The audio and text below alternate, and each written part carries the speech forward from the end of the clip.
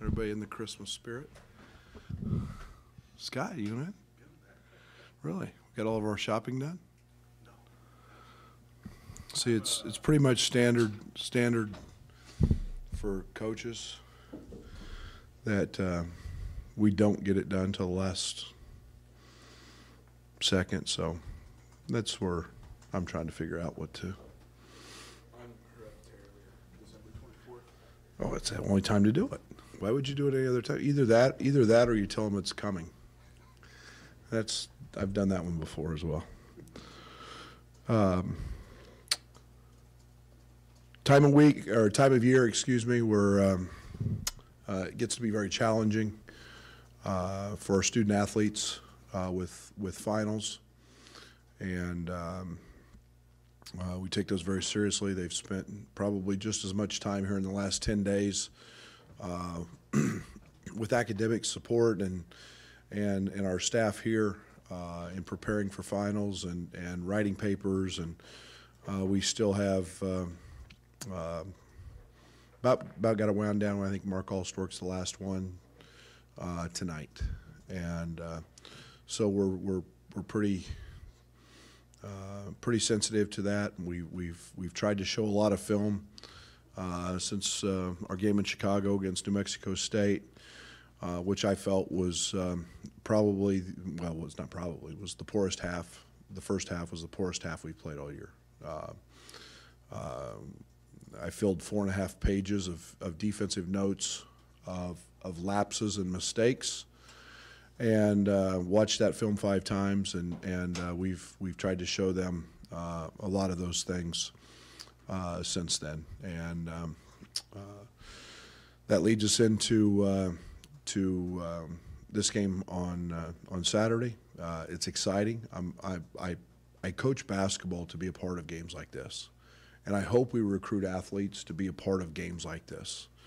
I love rivalry games. I think they're exciting for the fans. I think they create the atmosphere. This is obviously one that has tremendous history, tremendous passion, has had great coaches, has had great players, has had great finishes. This rivalry has had everything that you could want and more.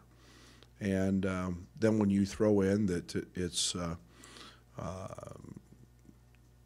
a group of fans on both sides who have totally bought into it, and it's the one thing I've heard about since I took the job. I've witnessed from afar, but I've been a part of enough rivalry games that I know what that's about, and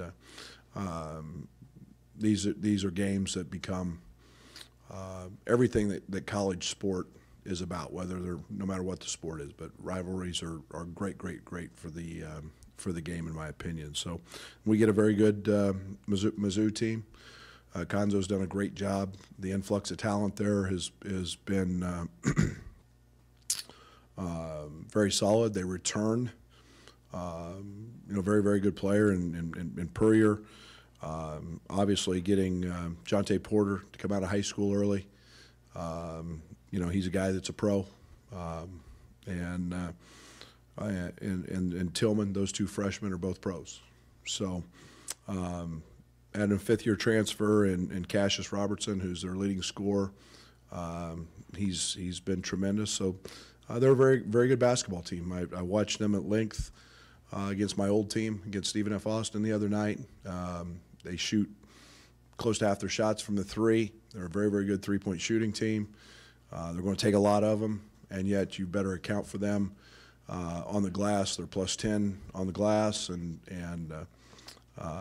very typical of Conzo's team. Very good rebounding, very solid defensively, and yet this team's very capable of lighting it up from the 3, as they did against SFA the other night. I think they shot 55% from the field and 50% from the 3, and 85 or 86% from the free throw line. So, but should be an exciting game. Looking forward to it. How much of your stuff is SFA? All of it. Oh, yeah. So Defensively, they do some different things. They do some different things offensively. So they got a little sneak peek of what they're going to run into Saturday. Yeah, very much so. We have the mics on both sides.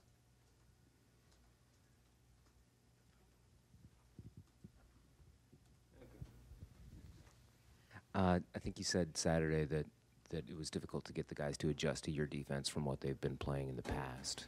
No, I didn't say we've done it at times. We just didn't do it the other night. You know, a big part of I have a saying that I've probably said somewhere up to 100,000 times this year so far. Quiet teams lose, and when you don't communicate on the court, mistakes happen. And the way we play, it's vital that you communicate, and mistakes happen when you don't do that. And for whatever reason, the other night, that was part of what we didn't do was talk and communicate, and it led to. You know, it led to a lot of breakdowns. Ball reversals were paramount. They did whatever they wanted. I've always said this about really good players, and the Lofton kid we faced is a really good player. Good players can't score if they can't catch it. I don't care who they are. And yet this young man caught it wherever he wanted, whenever he wanted. We're up 5. He scores 4 straight buckets. And then he goes out with a cramp, and then their second best player, who was their point guard, scores the three of the next buckets. And we had a stretch where we were 8 of 10 from the offensively, and I think we were 3 or 4 deep in that, if I'm not mistaken. And they go on a 9 for 10 run with us up 5. And you know, we've got to take some pride. And we didn't do those things on Saturday in Chicago. We've done them at times and been very good at it. Coach, back here in the back, Merry Christmas to you. Thank you. Merry Christmas. What have you been told about the Braggin rights game? What's the hype around it? Well, I don't think Illinois fans have a real love affair for Missouri fans. I think that's been one of the few things that I've been told. I think there's I don't come at it from that side. I come at it from the basketball side and more as a bystander. I know I've always watched that game because I enjoy watching rivalries. I enjoy watching it. You know, you could always kind of count on it being right before Christmas and being on TV and good teams and you know, I have tremendous appreciation for that. But you know, as I've been through it and you see some of the great plays and the great players, you truly grow to have an unbelievable appreciation for those games and those moments and everybody that's been a part of it. You guys have played a lot of games. What does this practice time now do for you guys? Not only this week coming into this game, but you got another week to prepare before next week's game. Well, it was actually really nice to not focus on anybody but ourselves. You know, we've been able to clean a lot of things up, just so many little things, and it's been what's been the beauty of being able to show them a ton of film.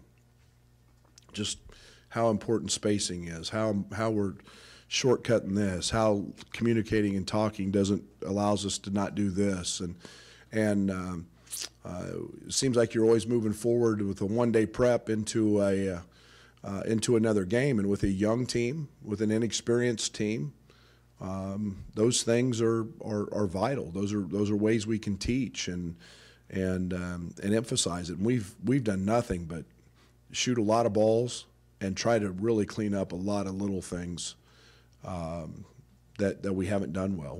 To say we've added something, we haven't. It's just a matter of us cleaning up. You know, our transition stuff the other night against New Mexico State, we've got big guys standing under the rim wide open, and we're not throwing them the ball. We can't get anything better than that. We smoked, and I use the term missed 11 layups. Just because timing was off just a little bit. You can't miss those. You know, so now all of a sudden you're at 22 to 30 points a game that you're giving away, and yet you're getting layups. So those are little things we've just, you know, we've had to get back to and focus on, and it's been great to do that. What's maybe been the players' response this week, maybe to the idea that they're hurting themselves in these games, and maybe the challenge that you're giving them to step up and lead? Well, you just said the key word, lead. and leading's hard, and that's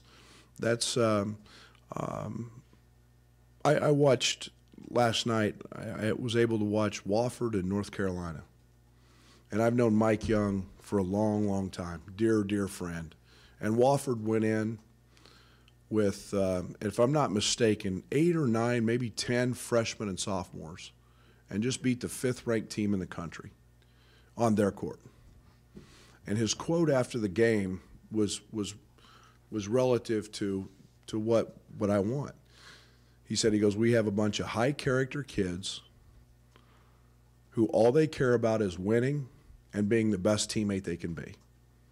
And that fits us. That's what I'm trying to preach to our team right now. It's got to be about nothing other than winning. You can't feel bad if you're not making shots. You can't feel bad if you make a mistake because you're letting your teammate down. And it's accountability and responsibility. And Tijon is trying like crazy, and yet it can't be selective.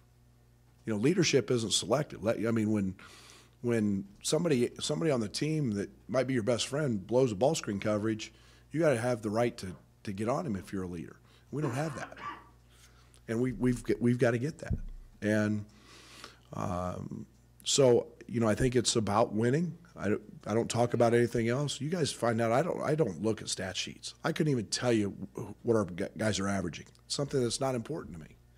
It's about the way the game is played that's more important. So I think our guys are conscious of that. They know. I mean, I think all 5 games we've been in the last minute with the lead or the ball or an opportunity. That may be off a little bit. So, but down 1 possession, I guess, in the last minute. And but it's all the little things. It's not one specific thing. It's a lot of little things, and it's accountability, and it's leadership, and it's playing to win. And I'm a firm believer in that, and that's what I'm trying to get everyone in that locker room to understand. And you're only as strong as your weakest link. And you get one guy out there that doesn't do his job, and he keeps making mistakes, then guess what? Our chain's not very strong. Going back a couple weeks, a big theme was installing the offense, and you're talking about, you know, right now we're running pretty vanilla things.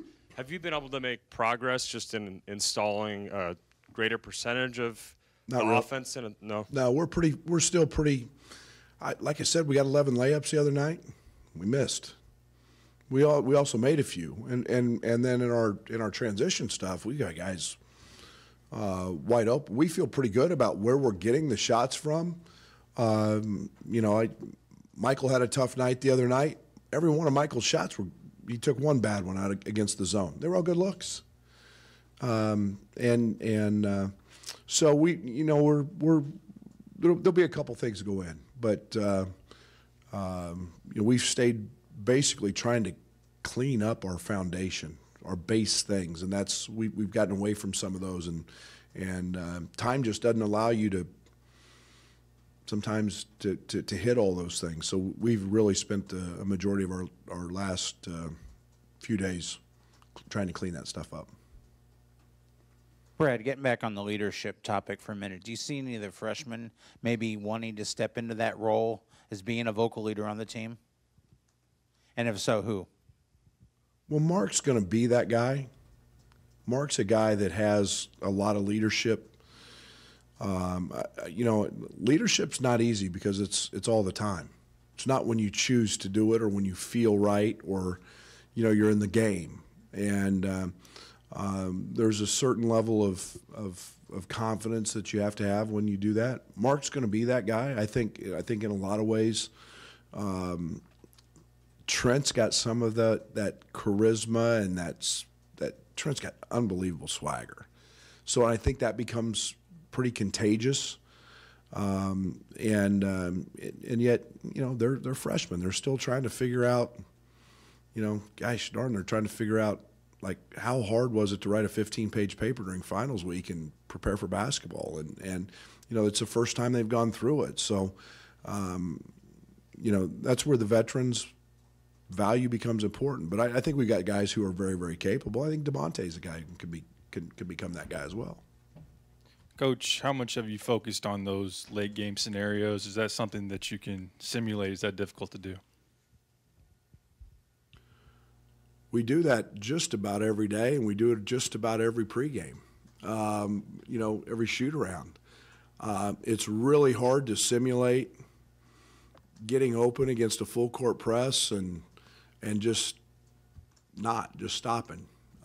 It's really hard to, and I think we've tried to talk about them now, maybe more, so we've emphasized that. I think there's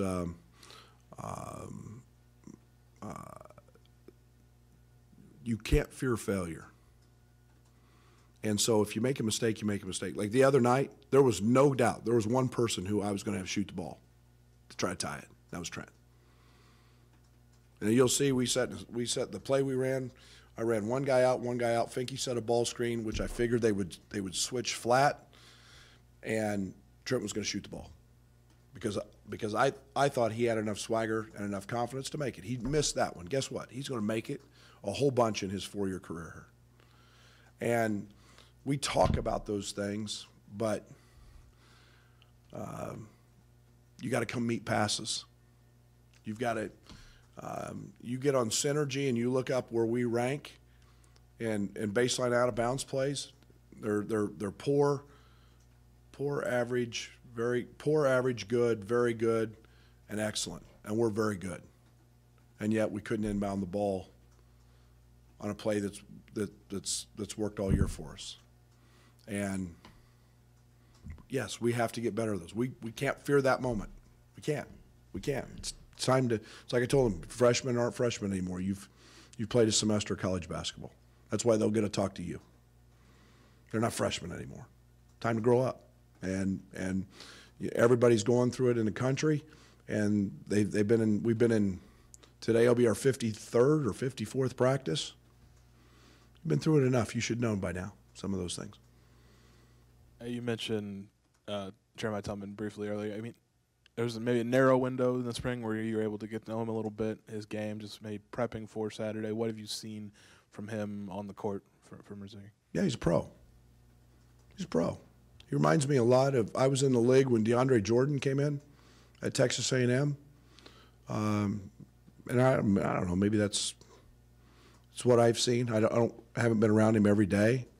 Elite runner, just tremendous length, hands, literally catches everything. The NBA stuff, you have to do stuff that's elite to make it at that level, to be a pro in that league. He does that. He's an elite runner. He's an elite catcher. He's going to be an elite shot blocker. I don't know, he plays 17, 18 minutes a game. I think part of that is due to foul trouble. But, yeah, he's really good. He's really good, and he's a very, very talented kid. Coach, continuing on Jeremiah, a guy that was a Illinois signee, a guy that you tried to keep. What do you remember about that process, and does that add to this rivalry anymore? It doesn't bother me a bit.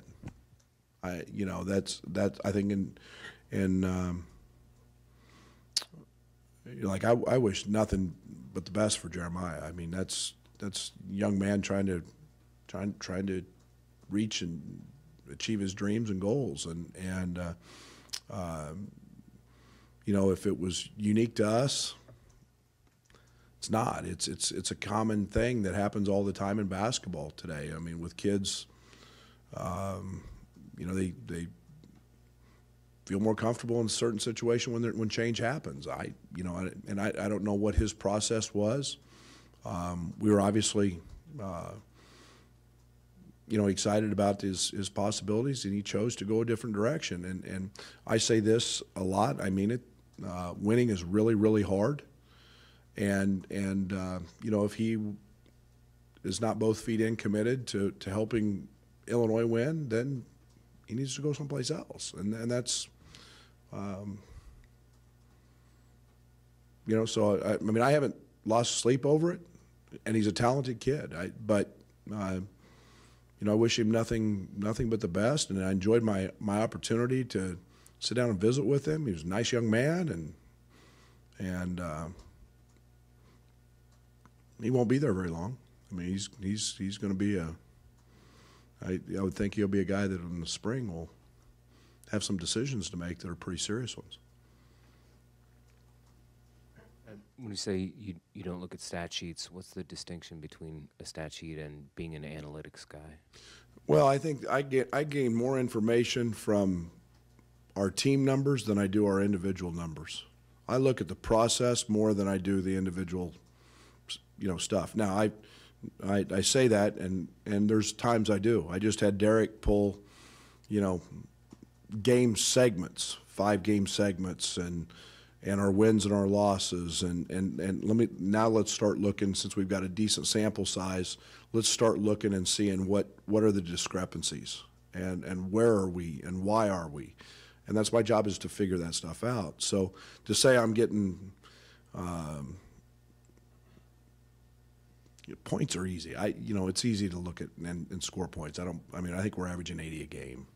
It's the other stuff. Let me find out why we're not getting to the free throw line as much. Let me find out why we're our assist to turnover ratio is discrepancy is why it is in wins and losses. Let me figure out why we're not offensive rebounding. That's why the stats become important to me. Analytics becomes about the team stuff and the process and the styles, and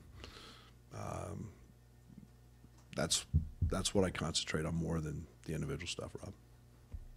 With 2 new head coaches, Brad, at Missouri and Illinois, what does this game kind of set a tone recruiting-wise with so much talent in St. Louis? It's like anything else. Sure. I mean, I think it's their home game. They'll have a whole bunch of guys there that we're probably involved with. It'd be the same thing. But recruiting is cyclical. It's about want. It's about need. Every year, we may not need a point guard. They may need a point guard. So I don't put a whole lot of stock in that. The game itself, I'm more worried about the 14 or 15 guys that are wearing our jerseys that night, because it's the want and need of recruiting. Sure. And is there pride? Sure. We go to practice every day to try to win every game. So, but beyond the impact that it has on this group of coaches and the 14 guys that are playing in the uniforms for that night, I don't get too much beyond that. Maybe just in terms of bragging rights in general, you said you've kept an eye on the game through the years. Is there one that sticks out to you that you remember the most? Oof.